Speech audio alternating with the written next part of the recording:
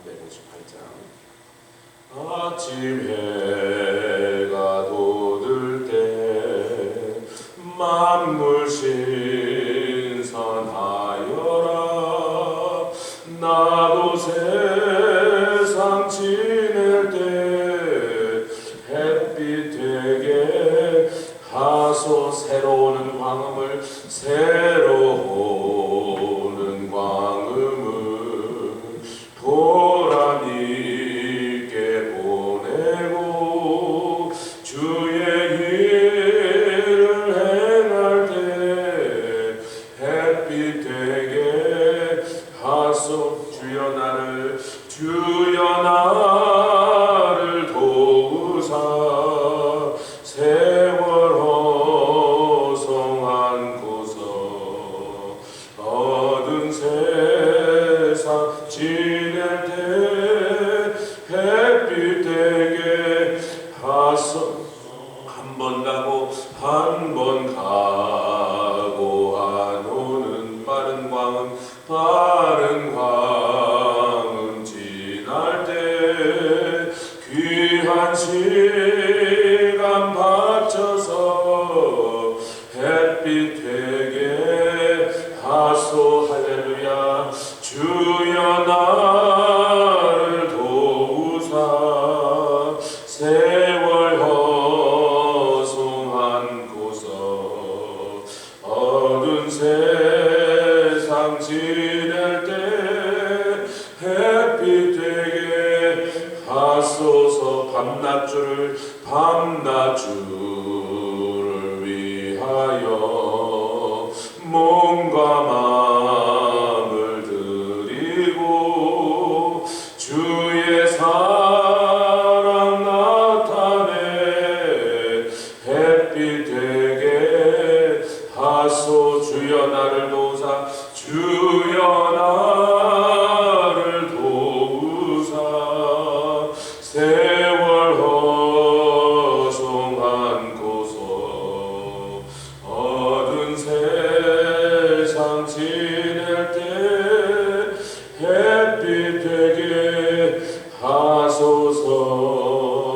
아멘. 그 옆에 있는 359장도 한번 보겠습니다.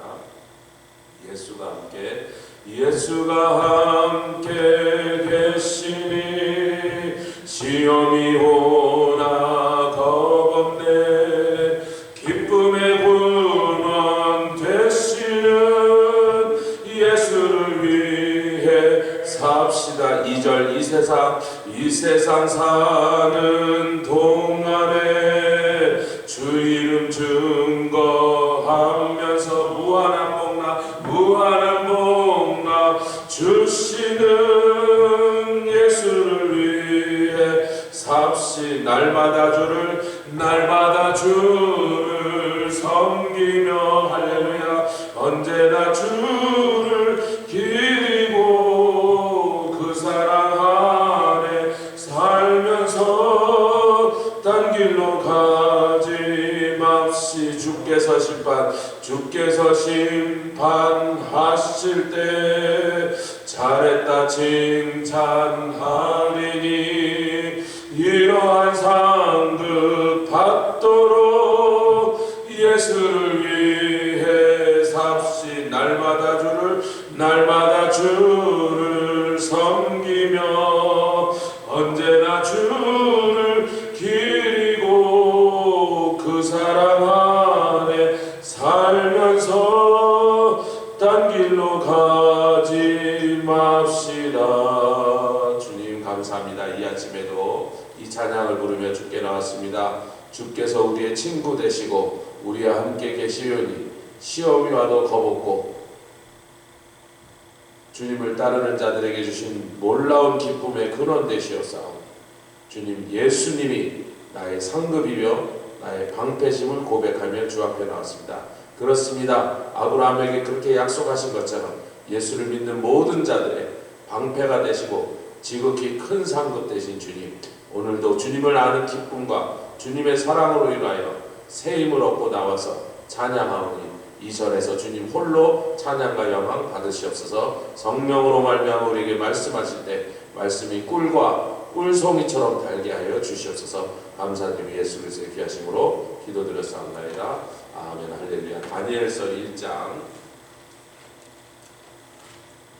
오늘 다니엘서 1장부터 12장까지 모든 내용을 나누진 않아도 1장과 12장을 통해서 다니엘서 전체를 한번 1장 8절 읽고 마지막 절 21절 읽겠습니다. 다니엘서 1장 8절 읽고 21절 읽겠습니다.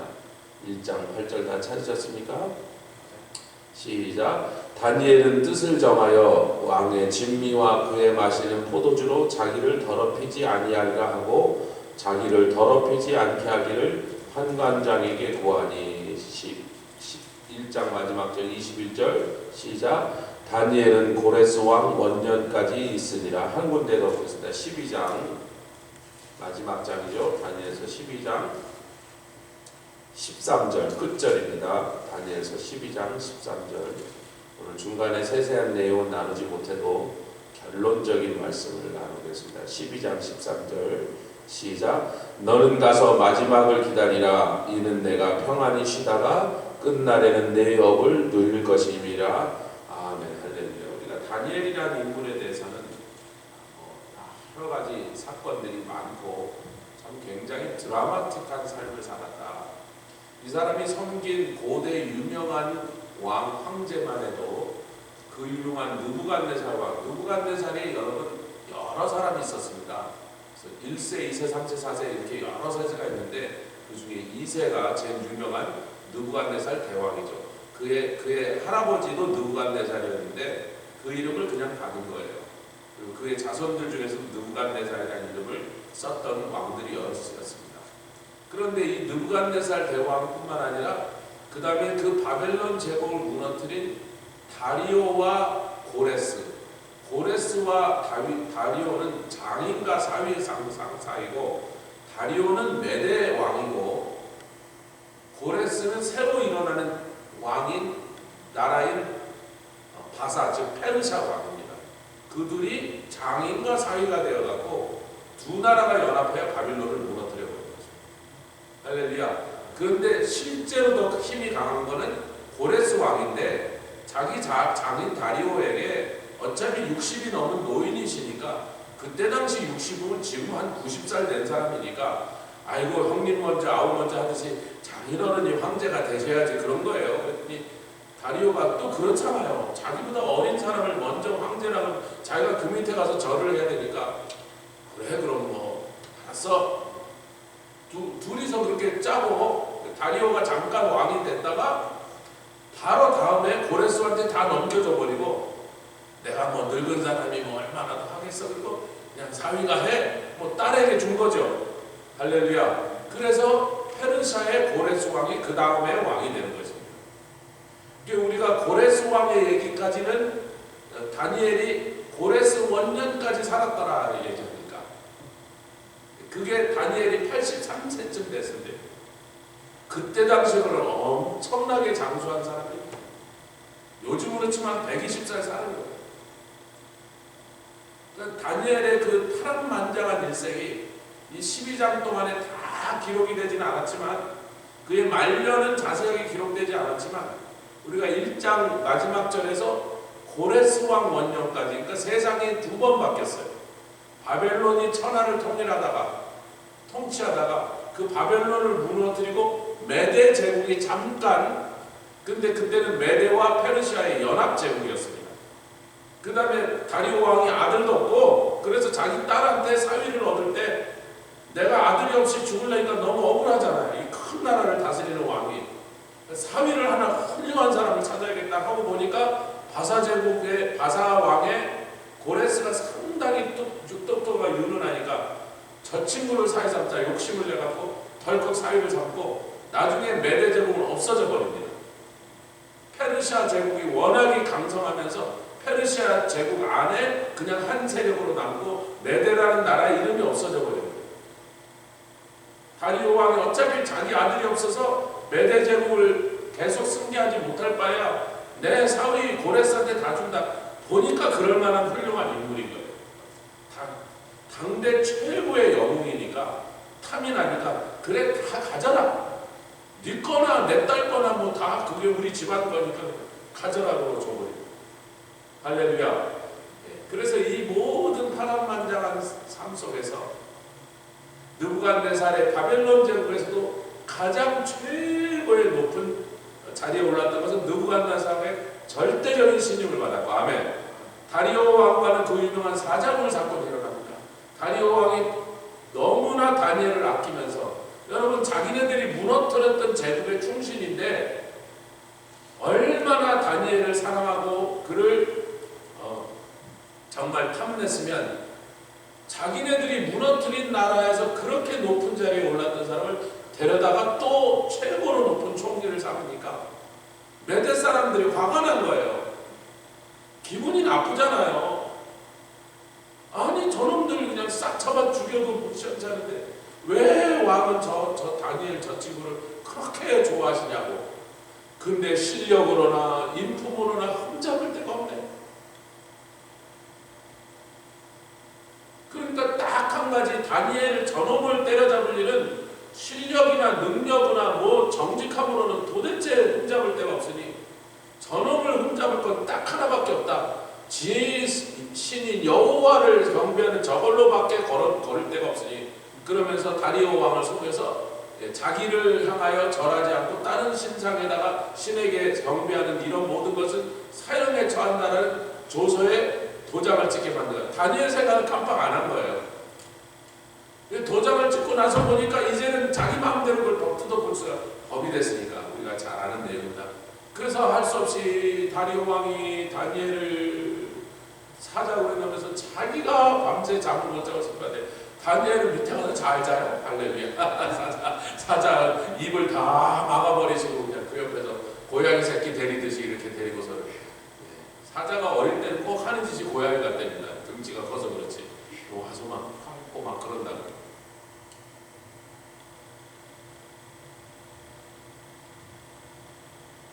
그리고 다리오 왕이 다니엘이 죽지 않고 살아있는 걸 보더니 나와갖고 다니엘 모함했던 모든 자를 사자굴에 던져버리니까 땅에 닿기도 전에 다 삼켜 먹었거든요. 할렐루야. 그 사건이 이제 다니엘 일생의 가장 마지막 사건인데 9장부터 12장까지는 다니엘이 받은 놀라운 예언들, 특별히 마지막 종말의 사건들을 세세하게 받아서 예수님 마태복음 24장에 그 말씀이죠. 다니엘로 말미암아는 네가 멸망이 가증한 것이 거룩한 산의 선걸 보더면 도망가라. 이건 유대인들을 향하여 하신 말씀인데 종말의 사건이거든. 할렐루야. 이제 그 사건이 일어날 것입니다. 그런데 이제 다니엘이 그때쯤은 이제 정계나 모든 사회 활동에서 은퇴한 남이란 말이죠. 그러고 나서는 고레스 원년이 되니까 바로 그 다음입니다. 다니엘이 그때 세상을 떠나는 장면은 우리에게 그려져 있지 않는데, 그 세상을 떠나기까지 12장 13절을 우리가 읽었죠. 이는 너는 가서 마지막을 기다리라. 뭐를 기다려? 너의 마지막이에요. 여기 끝날이나 마지막이나 같은 단어를 썼습니다. 카테스 욤이라고 해서요. 카테스는 끝이라는 뜻이고 욤은 내일이라는 뜻입니다. 그래서 너는 너의 개인적인 종말을 기다리라. 개인적인 종말이 뭡니까? 네가 이 세상에서 죽는 날을 기다리라. 그때까지 내가 너를 평안히 쉬게 하리라. 여러분, 한 열 몇 살에 잡혀와갖고 남의 나라에 포로로 잡고 와서 수없이 죽을 고비를 넘기고 참 별별 사건의 중심 속에 다니엘이 앉아있을 때 얼마나 유능한지, 리타이어 하면 또 불러내고 리타이어 하면 또 불러내고 당신은 리타이어 하지 마. 벨사살 왕 때 이미 다니엘이 80이 다 된 노인인데 집에 가서 편히 쉬고 있는데 벨사살 왕이 또 부릅니다.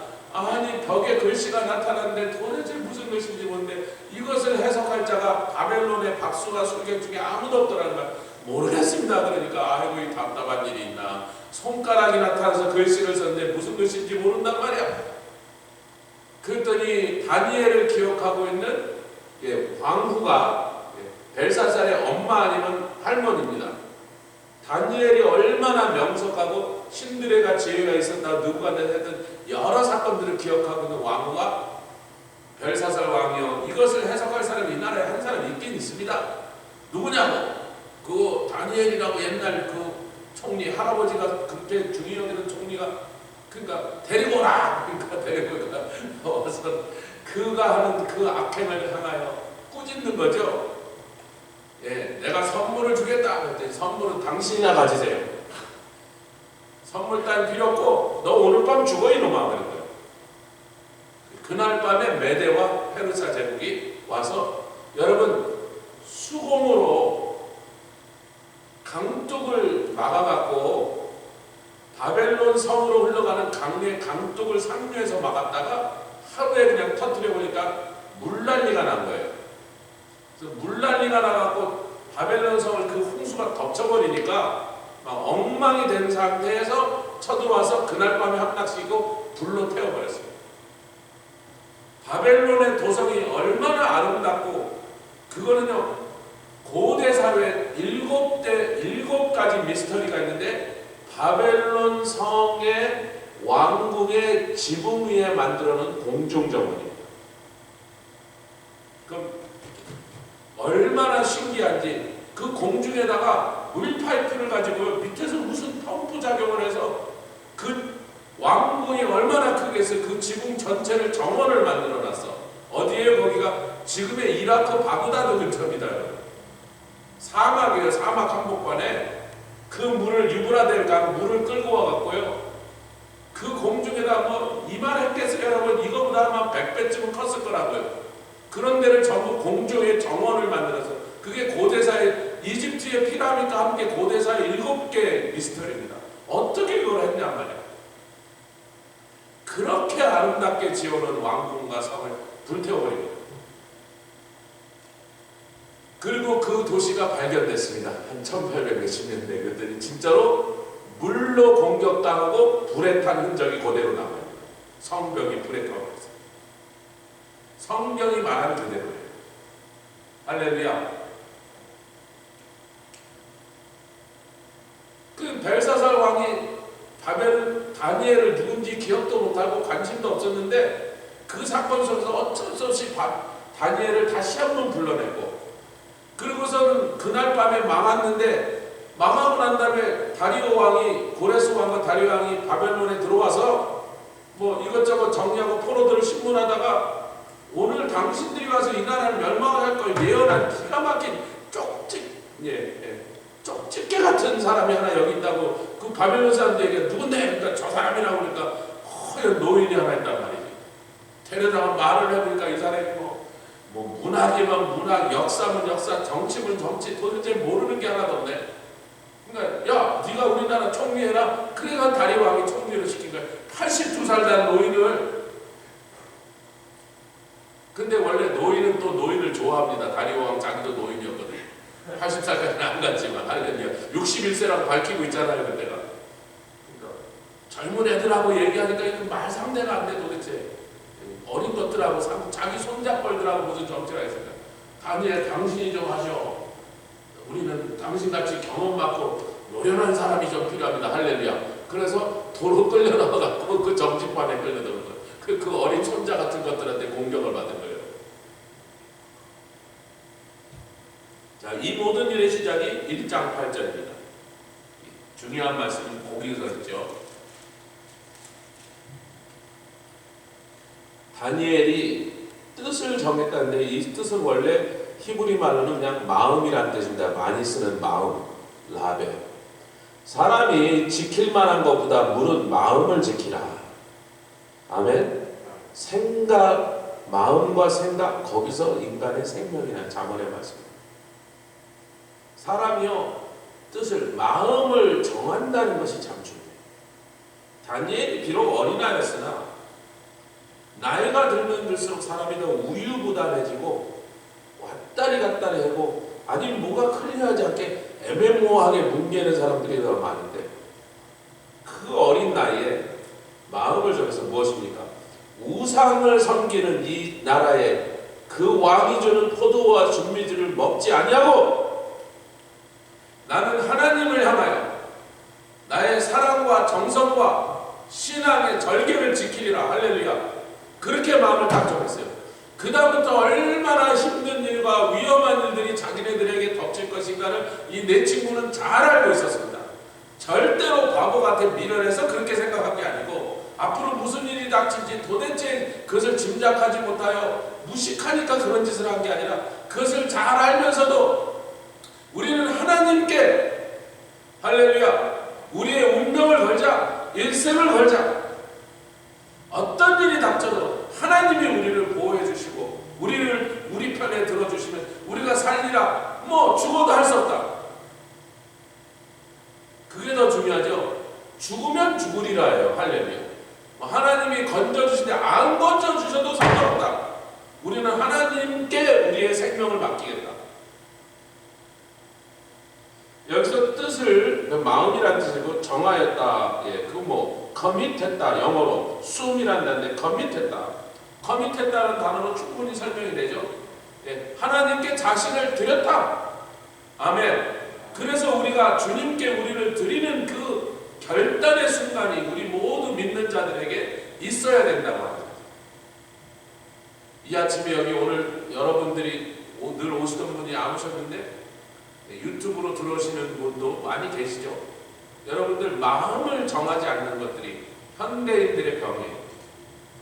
믿자는 건지 말자는 건지 하겠다는 건지 안 하겠다는 건지 뭐 부부 사이에도 막 날마다 갈라지면서 살겠다는 건지 말겠다는 건지 사랑한다는 건지 아니라는 건지 애매모 하다가 아니면 관두고 살다가 아니면 헤어지고 이 교회도 가보고 저 교회도 가보고 심지어는 종교도 막 바꿔 기독교도 믿어봤다가 마음에 안 되면 불교도 갔다가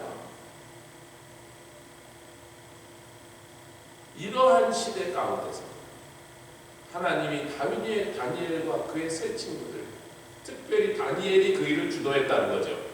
다니엘이 앞장섰다. 다니엘이 하나님 우린 죽어도 하나님 편에 섭니다.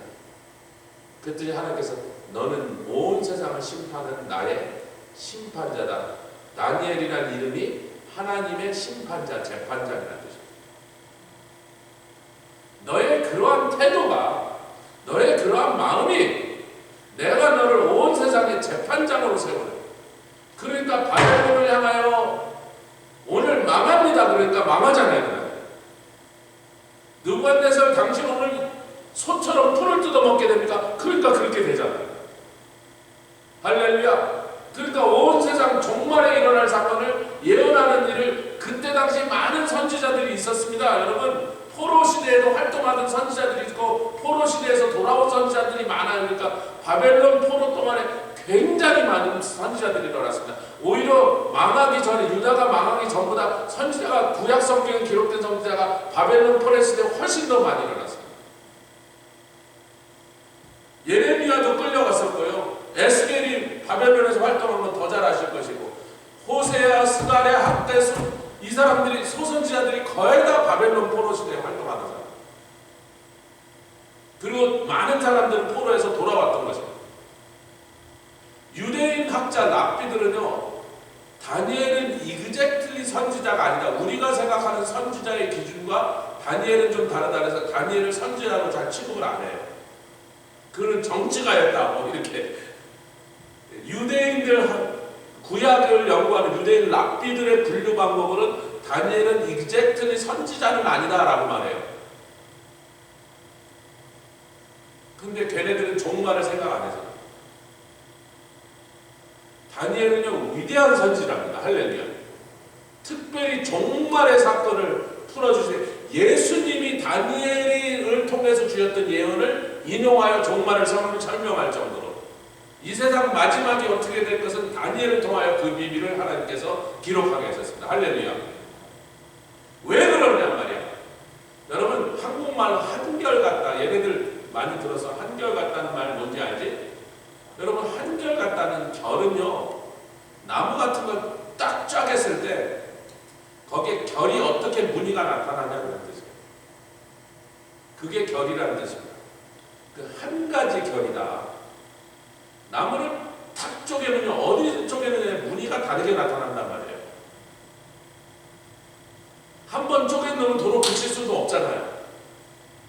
그러니까 사람으로 치면 내가 무엇을 위해서 죽을 건가? 예수를 위해서 죽을 건가? 더러운 야욕을 위해서 죽을 건가? 나라를 팔아먹는 이완용 같은 놈이 될 것인가? 매국노가 될 것인가? 독립운동을 해서 그동안의 관직도 버리고 재산도 버리고 만주로 도망가서 신흥무관학교를 세운 그 내 형제처럼 될 것인가? 지금으로 치면 600억 정도를 들고 가서 다 신흥무관학교를 세운 그 내 형제, 조선의 관직을 버리고 왜 고종 황제가 항복하는 것을 보고 그게 결이라는 것입니다. 할렐루야. 우리 한결같이 주님을 붙잡읍시다. 그분에게만 우리 일생을 맡기고.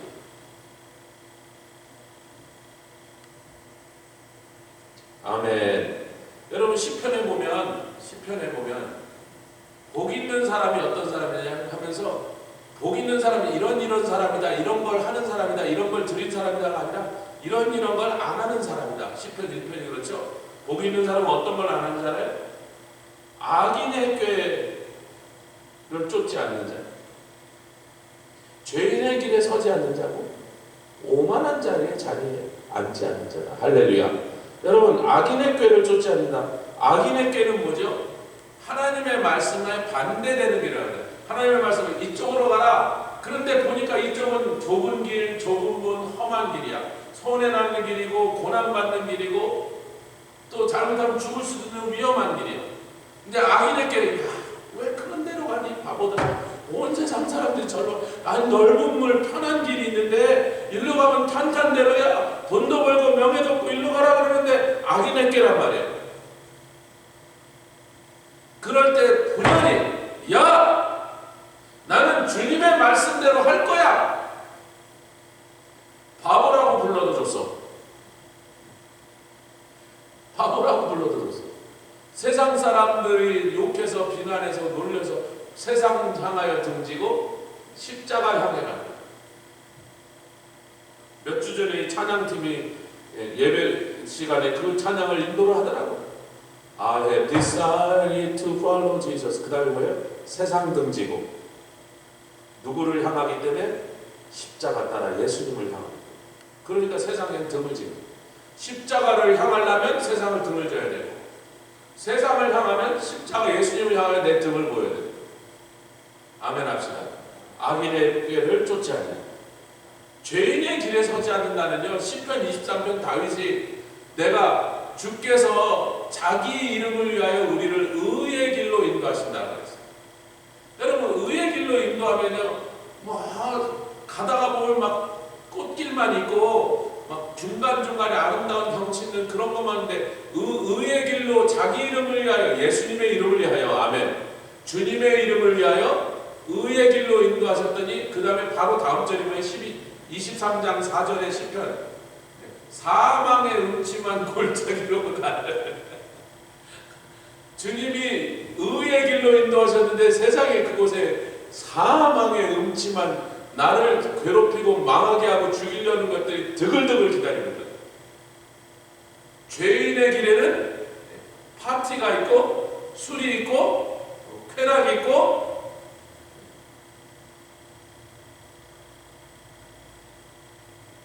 죄인의 길에 서지 않냐.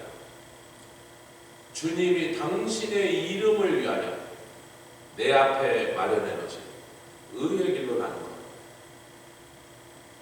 그것이 다니엘과 그 세 친구들이에요.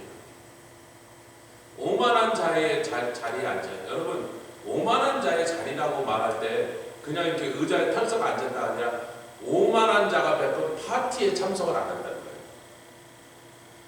여러분 잠언 23장을 좀 읽겠습니다. 잠언 23장 6절로 8절 같이 한번 보죠. 거기에 이것에 대해서 잘 설명해 놓은 내용이 있죠. 오만한 자리에 오만한 자의 파티에 안 간다. 저야 목사가 돼서 어차피 파티는 안 가지만 여러분도 가지 마시라고요. 잠언 23장 6절로 8절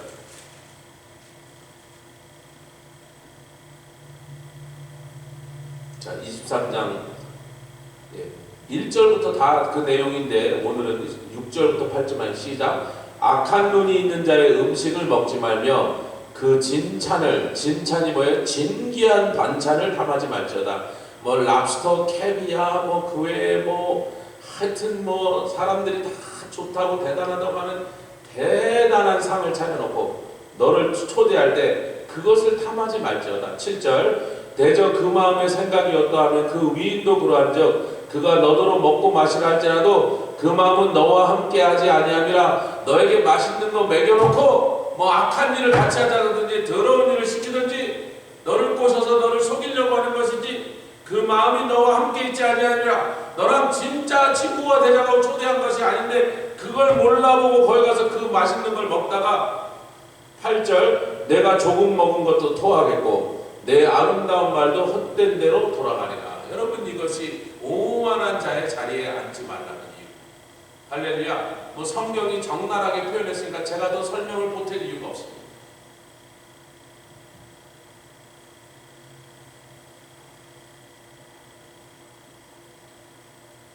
그런데 시편 1편이 3절이 뭐라고 끝나냐면 그렇게 하여 오히려 악인의 꾀를 쫓지 아니하고 죄인의 길을 서지 않고 오만한 자의 자리에 앉기로 작정한 사람. 다니엘이 포도주와 진미를 먹지 아니하기로 작정한 사람.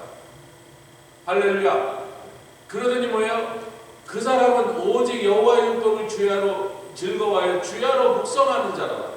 그는 저는 시냇가에 심은 나무가 그 잎사귀가 무성하고 시절을 따라 과실을 풍성히 맺을 것 같으니 그의 행사가 다 죽는 날까지 그의 행사가 다 형통하니.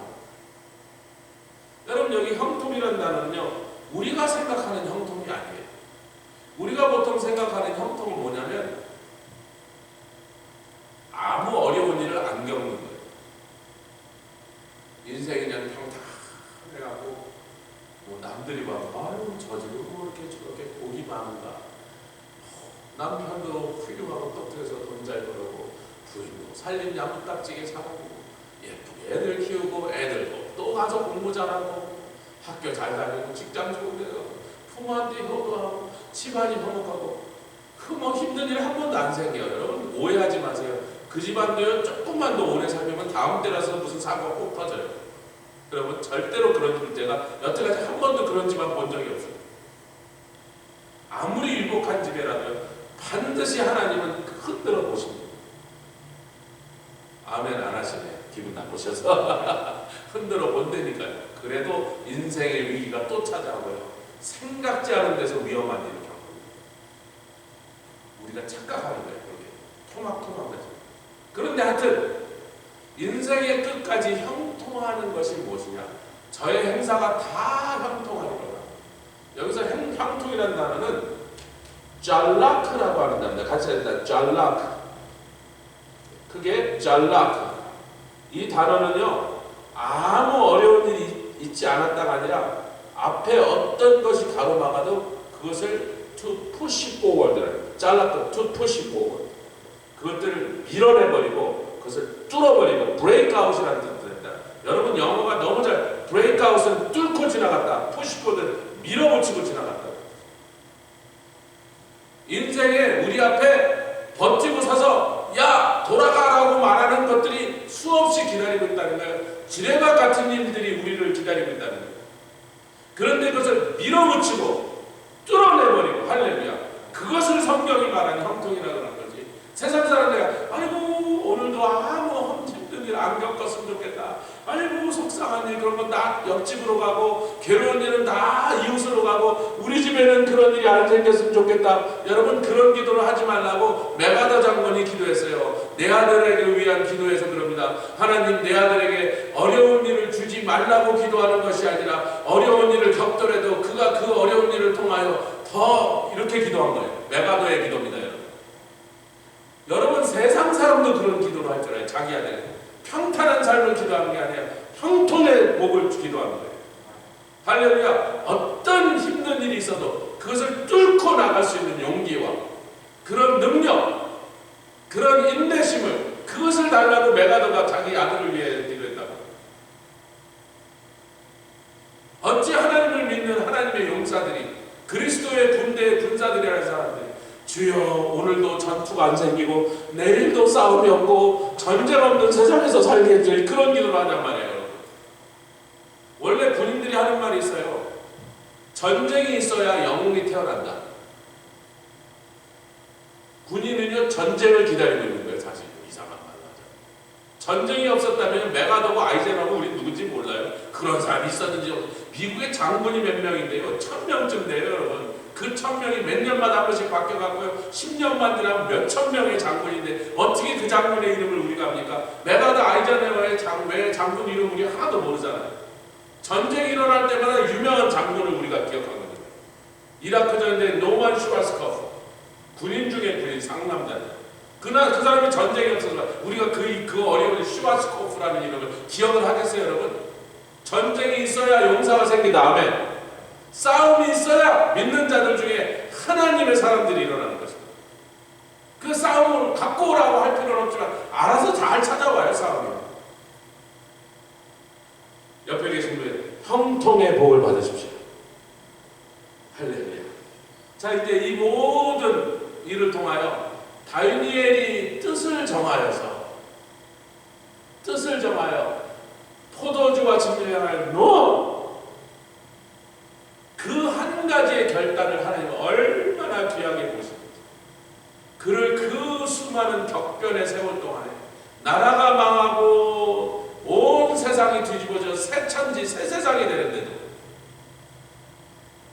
한국도 그렇죠. 일본 놈 세상, 공산당 세상, 뭐 요즘은 좌빨 세상, 그 격변이 일어나도 나라가 막 풍전등화에 막 추풍낙엽처럼, 이게 뭐 도대체 사람이 이 세상에서 어떻게 살까, 막 뒤집어지고 또 뒤집어져도 주를 의지하는 자들, 주님을 사랑하는 자들, 그래도 여전히 견고하게 살고.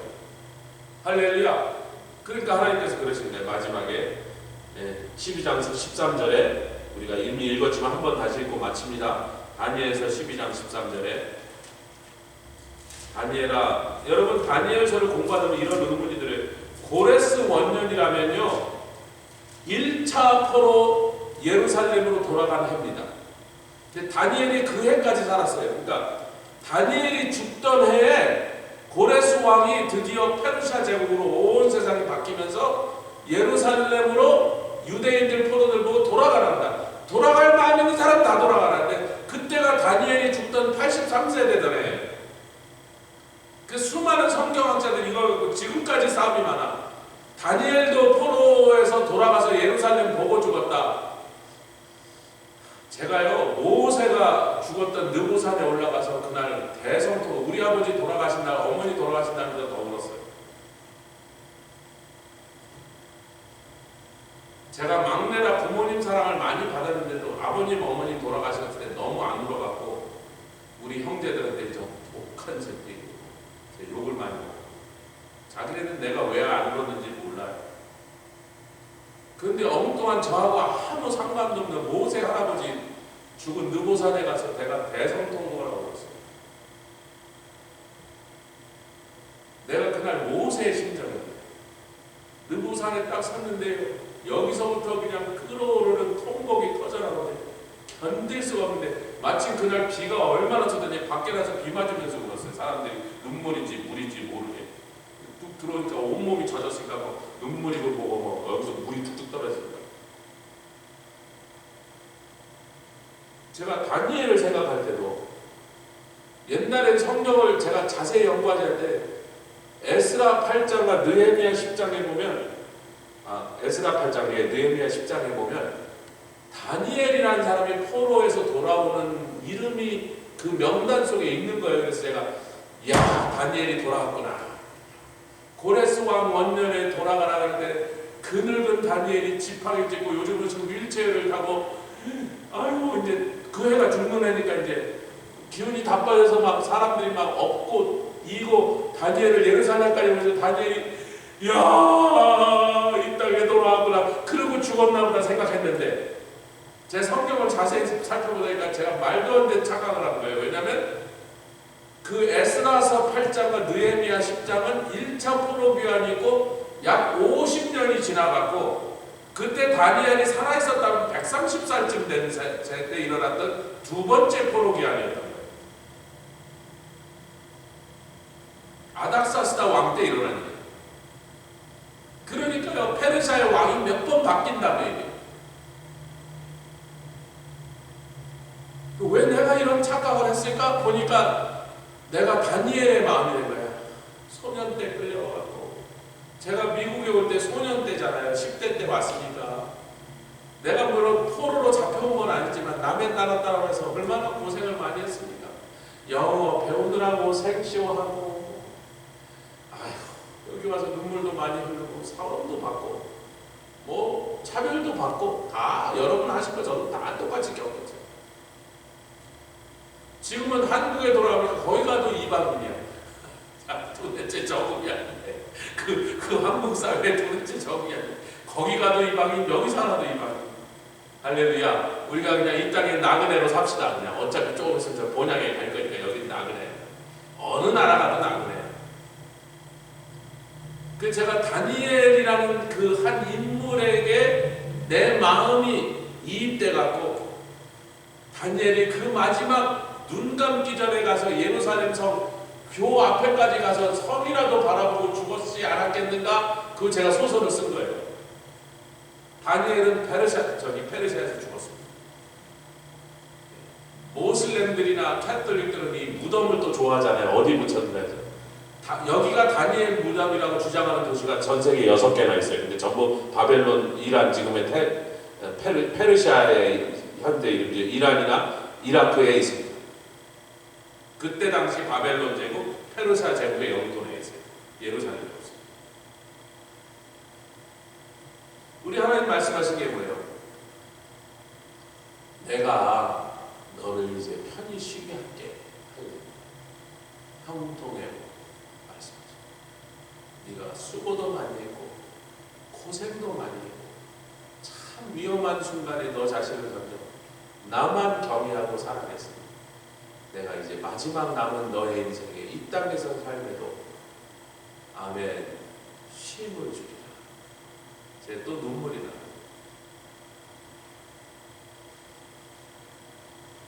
이 땅에서도 쉼을 주리라. 내가 내 마음을 기쁘게 해주고 내 마음에 평안해 주고 이 땅을 떠나면서 찬송하게 하라. 할렐루야. 감사하게 예배하게 그 네 개인의 종말도 이렇게 아름답게 내가 맡게 그것이 이 땅에서도 우리에게 주신 약속해 주고 있습니다. 할렐루야. 이 땅에서도 하나님 그것을 맛보게 하세요.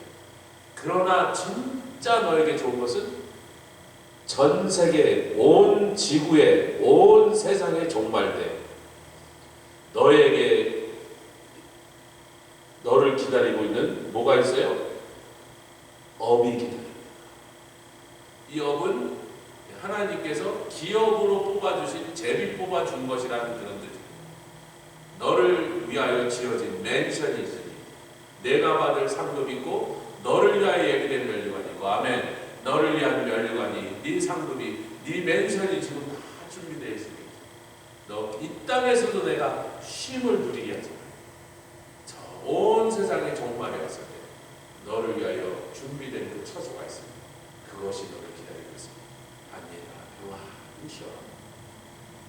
그 말씀으로 우리에게도 주신 말씀을 드리겠습니다.